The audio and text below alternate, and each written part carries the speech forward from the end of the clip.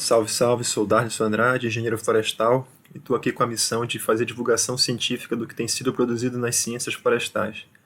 Hoje o trabalho a ser divulgado é um trabalho que trata da recuperação pós-fogo de floresta ombrófila densa na Amazônia.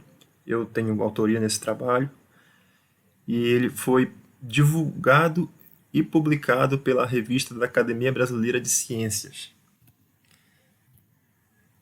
As questões desse estudo eram: qual o efeito do fogo na mortalidade e recrutamento de árvores ao longo de 15 anos após o incêndio florestal? Houve perda significativa de área basal e densidade de árvores após o incêndio? Qual a classe de tamanho de árvore mais afetada pelo incêndio florestal? Não é segredo para ninguém que a temperatura na Amazônia tem aumentado nas últimas décadas e que a frequência e extensão dos eventos de fogo também, principalmente durante aqueles eventos de grandes secas, que são atrelados ao fenômeno El Niño. E há também uma relação muito forte entre a presença humana e a ocorrência de incêndios florestais. No entanto, com relação à vegetação arbórea, os estudos que tratam da recuperação pós-fogo são estudos de curto prazo. Então, estudos de médio e longo prazo são raros. Esse é um estudo que tem um período de monitoramento anterior ao fogo de 14 anos e um monitoramento posterior ao fogo de 15 anos. Então, isso o torna interessante e diferente de outros estudos que têm sido publicados. A área de estudo fica na Floresta Nacional do Tapajós, em uma área de floresta densa de terra firme. Foram 36 hectares selecionados pela Embrapa em 1983 como uma área controle, onde foram instaladas 12 parcelas de 50 por 50 metros, sendo que as parcelas identificadas em vermelho são aquelas que foram atingidas pelo incêndio em 1997, e as pretas são aquelas que ficaram como controle ao longo de todo o período de monitoramento. E esse período foi de 29 anos, entre 83 e 2012, sendo que todas as árvores acima de 5 centímetros foram medidas em 83, 87, 89, 95, 2008 e 2012. E o incêndio ocorreu em 97. E ele durou 4 dias e só não foi maior porque a equipe da Embrapa se manteve no local e evitou que ele se alastrasse para uma parte maior do próprio experimento. As variáveis que foram analisadas foram taxas de recrutamento, taxas de mortalidade, sobrevivência de árvores, área basal e densidade. E nós utilizamos uma nova de medidas repetidas para fazer a análise dessas mudanças, considerando o grau de dependência entre as medições, já que eram as mesmas parcelas sendo medidas em diferentes períodos de tempo.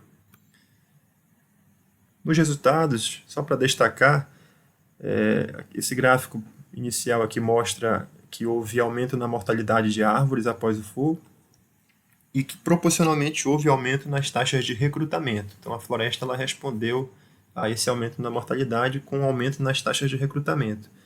E no curto prazo, na primeira medição pós-fogo, nós até observamos redução na densidade de árvores, mas em função desse aumento do recrutamento, essa densidade não foi prejudicada. Até porque o efeito maior do fogo ocorreu nas menores classes de diâmetro, de árvores até 30 centímetros de diâmetro.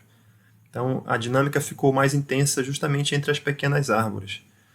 E também por isso nós não tivemos efeito do fogo na redução da área basal, tá? Porque as árvores pequenas acabaram não tendo impacto significativo na redução de área basal quando mortas pelo incêndio. E também foram compensadas pela entrada de novos indivíduos em função do aumento das taxas de recrutamento. E aí, com base nesses resultados, a gente tem algumas conclusões importantes. Primeiro que 15 anos após o incêndio florestal, a floresta afetada pelo fogo estabilizou suas taxas de mortalidade, que é um resultado muito similar ao que acontece com florestas com histórico de extração seletiva de madeira também. Que há pouco tempo após a extração, as taxas de mortalidade se estabilizam. E o interessante também é que as taxas de recrutamento, mesmo com 15 anos após o fogo, ainda se encontravam altas dentro da área afetada pelo incêndio. Então a floresta ainda continuava se recuperando. Árvores de menor porte registraram maior mortalidade, e árvores de médio e grande porte, ou seja, aquelas com diâmetro acima de 30 centímetros, não tiveram aumento em sua mortalidade após o fogo. E o efeito do fogo somente nas menores classes de diâmetro, explica por que não houve perda em área basal na área atingida pelo incêndio. Basicamente é isso, é um estudo que traz resultados interessantes sobre a dinâmica de florestas e, e mais relevante ainda sobre uma área de floresta primária, né? Uma área que não tinha histórico de intervenções. A gente tem aí uma resposta com relação ao fogo, uma resposta até positiva. A floresta tem um poder de resiliência que nos deixa, de certa forma, tranquilos com relação ao futuro desses ambientes, né? Em relação à sua conservação. O problema são os incêndios recorrentes. Se essa floresta volta a ter um novo incêndio, a literatura científica tem demonstrado muito isso, essa área passa a ser vulnerável a novos incêndios, e aí quando esse incêndio ocorre, ele tende a impactar outras classes de tamanho de árvores, a comprometer a composição florística, e aí já passa a sofrer até um processo de secundarização. Esse é o grande risco, é o que a gente tem observado em muitas áreas da Amazônia. Basicamente é isso, o trabalho está divulgado na revista da Academia Brasileira de Ciências. Quem tiver interesse pela leitura profunda, fique à vontade.